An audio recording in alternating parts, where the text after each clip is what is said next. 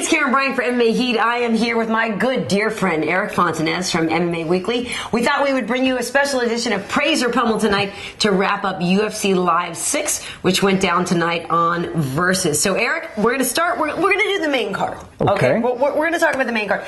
The fight started off with Mac Danzig and Erik Wiman. This was a rematch. The first time Mac lost via technical submission. The ref, I believe he said it was Mario had said he had tapped when he didn't, in fact. Tonight he won. He lost, rather, by unanimous decision. Your thoughts? Well, I think Matt really stepped up and proved that the first time wasn't a fluke.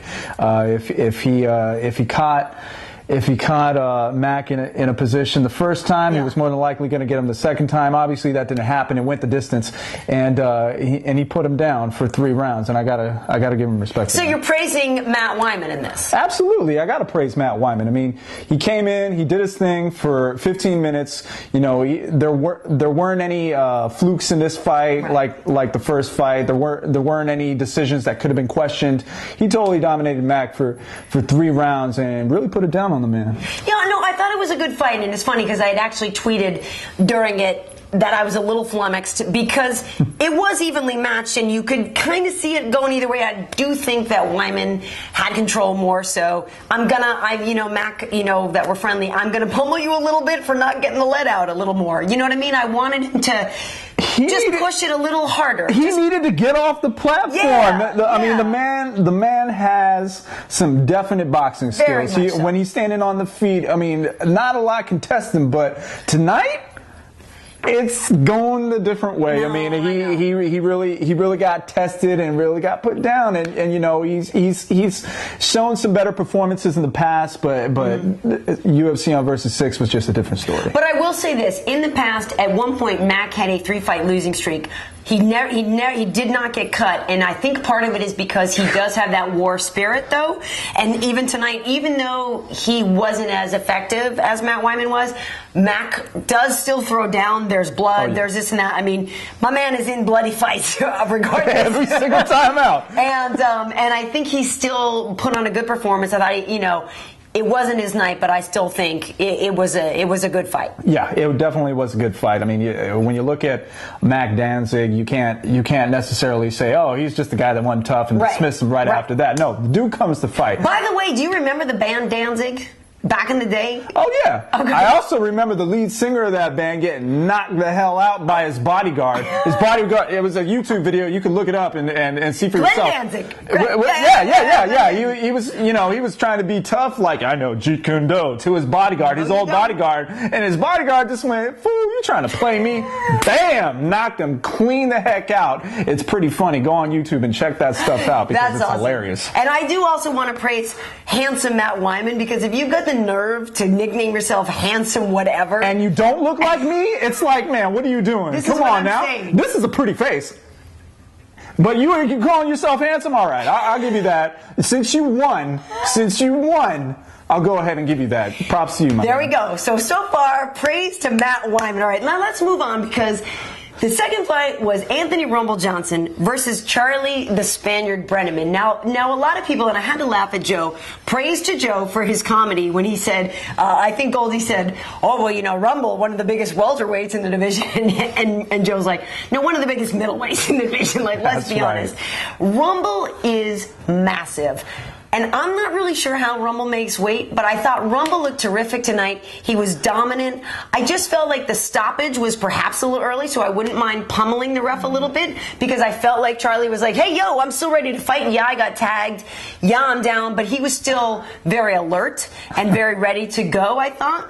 So a little bit of a pummel on the refereeing, but I think a praise in the overall, because it sort of seemed inevitable that Anthony was going to finish him. I say praise the referee, and I'll tell you why. Because Charlie Brenneman was getting his clock rocked. A little bit. He was. But his hair looked so good. It was bouncing and behaving. You gotta love the afro. There aren't enough afros in mixed martial arts. What's up, people? You need to get down with the fro. Bring the fro. I mean, look at this. Come on now. But no, Brenneman was getting handled. Yeah. He was obviously the smaller fighter, just like a lot of opponents for Anthony. And with Rumble, Johnson. for sure, right? I mean, he is a big guy. I mean, he could easily fight at welterweight. Man, he could fight at light heavyweight if he wanted to. But big guy. But he cuts down to 170 pounds, and he goes in there and beats up on these little dudes, and he obviously looked much bigger than Brenneman, and he showed it in the fight. He went ahead and get on top of him and pounded him out. Well, and I also thought, and maybe I'm projecting here, but I also just felt like he looked more confident and he looked more at ease. I felt like Rumble was kind of given the whole "this is my house" vibe a little bit more. Right. He definitely held it down in that sense.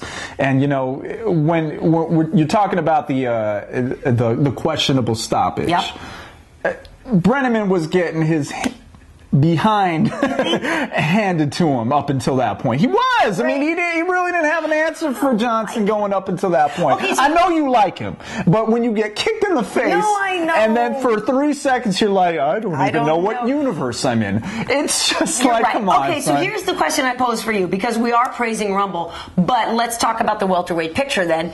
Where is Rumble? Because there's all this talk of your Fitches and your Diaz's and your GSPs and your this and your this and your that.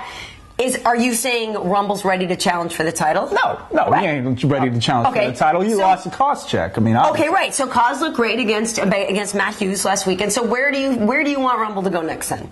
Well, the problem with that is that the welterweight division in the UFC is really deep. Yeah. I mean, you got guys they're coming from all types of corners of the world saying that they could challenge GSP for the title. I mean, so it's really tough to say. I mean, he's still, to be quite honest with you, he's still in that middle range of people that are trying to vie for, top 5 status. Right. Maybe after something like this, maybe somebody like Rick Story that could come in and test them. And because Rick's not scared to test people. Oh, he's not scared to test people on the feet. And mind you, he's a wrestler at heart. But but he can throw down. He can throw down with anybody. Obviously, against Thiago Alves.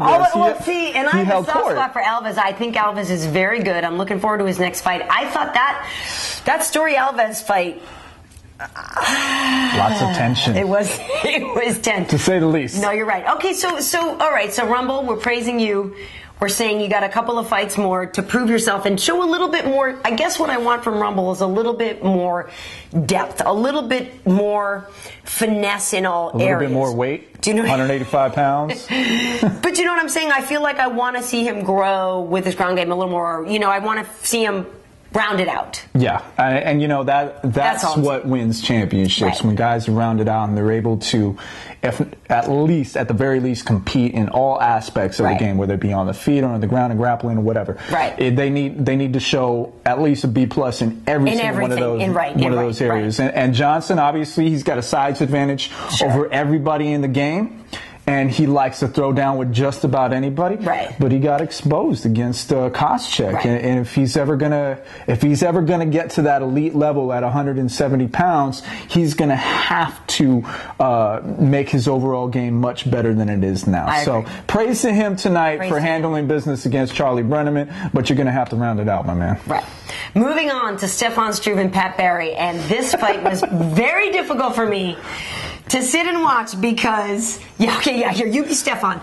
Okay, so I'm Pat, and I'm gonna throw a head kick now. Bam, bam, right in your stomach. Bam. This fight was very difficult for me, Fonz, because I like both these guys a lot. I like them a lot. I think Stefan has a great future. He's young. He's talked to us about the fact that he wants to build his weight and become a very dominant guy, building up toward the sides, literally, of Brock Lesnar. And he did that tonight. And he does. He's looking bigger, and he's looking more comfortable in his weight, and he's growing into it very nicely. But to me, Pat Barry, one of my all-time favorite people to interview, one of the most hilarious, gregarious, personable, wonderful people to talk to, and one of the most entertaining people to fight with. I'm okay, whatever. I don't fight with him personally, but their pre-fight banter on Twitter. If you guys didn't follow this, you missed out. It's comedy gold. Word. To me, Pat Barry is a guy we need more. We need more Pat Barrys. Oh, definitely. And so I will do nothing but praise him because I find him fun to watch in a fight. But I love his love for the game. I love his spirit. I love his whole reason for being there, his desire to give the fans something that they love. Now tonight, obviously, a very difficult fight. How do you get inside somebody whose reach is 5 stories? How do you get inside that?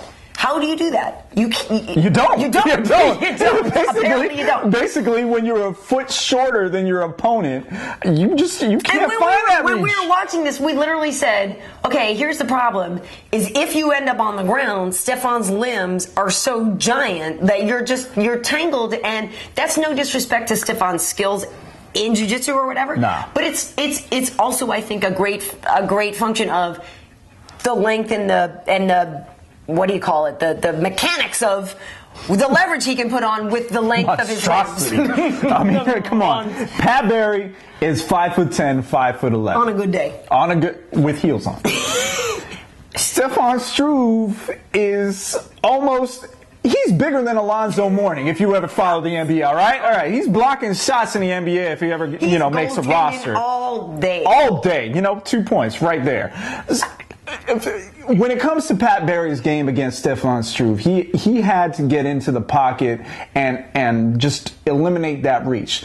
But the fact of the matter is, Stefan's not a slouch on the feet. Right. So he's a Dutch kickboxer I know, too. That's he the whole gets thing. down. The front kicks, because we've been at Antony Hardongs. We've seen him over there at Dynamics, and he's working that front kick. Right. And all of a sudden you're going, I see Lyoto, I see an Anderson move here, I see this kick in the face, and that was effective. Yeah, it was totally effective, and Pat just couldn't get past that. And once the fight went to the ground, much love to Pat Barry, but you're not handling business on the ground anytime soon, my man. But I want to praise both of them, because I praise Stefan for growing and evolving, because he is getting better. He's bouncing back after the defeat. Travis Brown, it was a bit of a knockout. I was there for the Travis Brown knockout. A little bit of a knockout. It's a little bit of a knockout. And I'm glad that Stefan was able to regroup and come back and be confident still.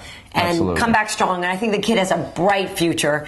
Absolutely. And for me, I praise Pat Barry too, because he is just so fun in a buildup of a fight. And he always comes and tries his damnedest. I mean, he really does try. Here's the thing about Pat Barry.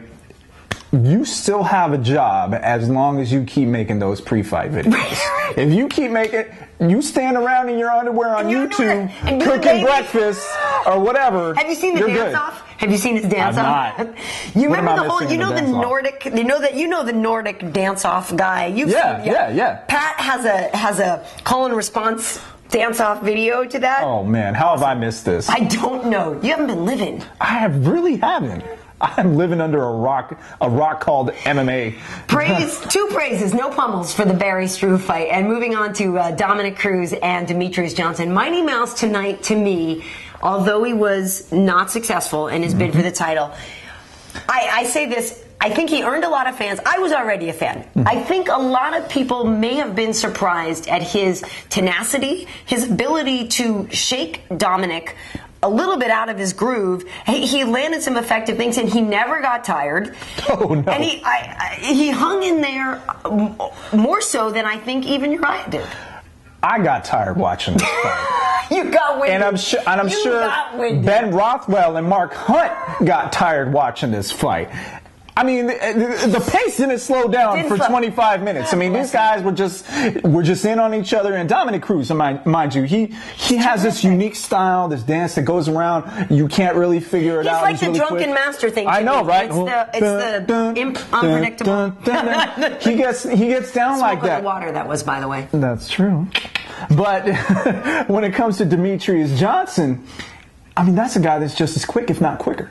Yeah. And he's getting in there, and for every shook jive and then jab that Cruz threw, Johnson would just back off and just come right in with 1, 2, 3, and try to match him with that. Mind you, he wasn't successful tonight, but he also still wasn't afraid. I am praising Mighty Mouse for his, and I don't want to say reckless abandon, because it was focused. It was focused abandon. Absolutely. I felt like he knew what he needed to do, and I felt like he actually approached the fight very smartly. I felt like he actually had a good game plan, because there were times when you could see Cruz was visibly like, "What the hell, man? Like, how is this dude still here?" And I got moving with me. Like he's hanging. And like we said during the fight, I thought that Uriah suffered more damage than Demetrius did. Minus that huge the mouse that did eventually grow. Nah. But you know, come on. Cruz's takedowns were awesome. Yeah. His takedowns were awesome. He did. Here's my thing with Dominic, and I praise him as a terrific champ. It's more of like a concern. I kind of want to pummel the fans in this, Erik, if you follow me on this. Do tell. That Dominic, I think, should have more fans. I want to pummel the fans who don't quite understand that this guy is very talented, and while he may not be as outspoken or, you know, flashy as some of these other champions, he's ridiculously talented. Oh, yeah. And I just don't understand how, you know, you don't see as many people walking around with the Dominic Cruz, you know, walkout shirt or the this or that. And I want to pummel people for having a lack of awareness on how good this guy is. That's not Dominic's fault. It's not Dominic's fault. That's what I'm saying. I'm pummeling the fans because the kid is. It's not the fans' talented. fault either. It's not the fans' fault. All right, well, whose fault is it? I got to play the blame game, E. Whose fault is it?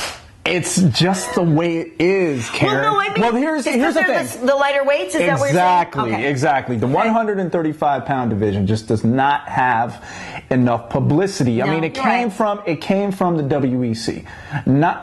Fans all around the world didn't know about the WEC during its heyday. I mean, they only got to know it the closer it got to the Zuffa merger or the UFC merger. Right. So, you know, just now people are starting to get to know what the UFC's 135-pound and also the 145-pound division is all about. Are you kidding me? Next weekend with Jose Aldo and Kenny Florian, it's going to be ridiculous. It's going to be off the hinges, man. I mean, once these guys get the chance to be on pay-per-views, to have main events, just like the heavier weight classes did, because it's not as though like light heavyweight just came into the fold and said, "Hey, we're light heavyweight," and everybody was like, "Wow, yeah, I'm totally into this." No, it takes time to produce. It takes time to sell the product, and eventually 135 and 145 will be at that point, and people will know about Dominic Cruz and know what a champion he is. No, and I agree, because for me, ounce for ounce, minute for minute, those guys deliver more of a fight. Literally, if you guys remember, and I know you DVR'd it. Just on the back it up to round 4 of Cruz Johnson, and then go hit play on another fight of light heavies or heavies at round 1. And I guarantee you that Dominic and Demetrius were moving at the same pace as round 1 of bigger guys in their 4th round. Those guys are like Energizer bunnies, man. They just go off. They don't run out of energy. So who can beat Dominic? That's awesome. That's exactly who I think is going to be Dominic Cruz at this point. I mean, at this point, Bryant Bowles is the next best thing. I mean, he beat Bowles. No, yeah, he did. And I'm thinking with Bowles again, with Bowles and Cruz again, it's a reach thing now, because again, Dominic's going to have a lot more length. It is. It's a reach thing, and he's going to run into the same problem that Pat Barry did against Stefan Struve, except the two of them are not going to run out of energy. No, that's the thing. If he can get into that pocket and expose him, then maybe he has a chance. But the fact of the matter is, I don't think there's a legitimate bantamweight that could come in and wreck shop against Dominic Cruz and legitimize themselves as a champion above him. Okay, so praise for Dominic Cruz. Now, if you remember on the conference call the other day, Dominic said, "I'm not necessarily interested in moving up to featherweight, yet I would, given the opportunity to fight Jose Aldo for the title." Is that a fight you'd like? Of course. Of course. I know. And as a matter of fact, I started salivating when he said that. I was like, "Are you kidding me?" Try to wipe that chin up. Though. I know. The thing about that is that it gives the UFC an opportunity to sell both weight classes. Right. And this is no disrespect to Ken Flo, by the way. Absolutely this is not. Absolutely not. Ken Flo could come in and still sell a pay-per-view. Absolutely. Don't get me wrong. But the fact of the matter is, like I was saying before, 135 and 145 are having a tough time because they just jumped up into the scene, onto the mainstream for mixed martial arts. So they have to have an opportunity to go out there and say, "Hey, this is who we are and this is what we do." If they're able to market a title fight between Jose Aldo and Dominic Cruz, come on, son. That's money. Damn, son. That's the money in the bank. Money in the bank. Count your check right there. That's praise right there. All right. Well, we would like to see that. Well, Erik, I want to praise you for coming over and hanging out with me and for doing this with me. Of course. You know I'm a Fonz fan. Of course you are. Come on now. I'm the Fonz. Check this out. Hey. Hey. Exactly. So I got no problem coming up here, talking with you people, and enjoying my time here. I always have a good time. It's awesome. By the way, if you guys want to do yourself a favor, look him up and Google it. Google you and Google some hip hop music. What should we look for? Because you actually have skills. I want to praise his skills. He's trying to be humble all right now, but he's actually got some skills. I back in the day, I used to be an MC and a producer and a recording engineer, and I used to do a bunch of stuff. But that was back when. Now I'm talking about this mixed martial arts stuff that I really don't know anything about. I kind of just, blend in because I'm the ethnic guy. So that's all I do. But yeah, look me up on Twitter, Erik_Fontanez, and you'll be able to follow me there. And I always interact with fans, so feel free. Absolutely. Well, thanks you guys for checking it out. Praise or Pummel right here on MMA Heat. I'm Karyn. I'll see you next time.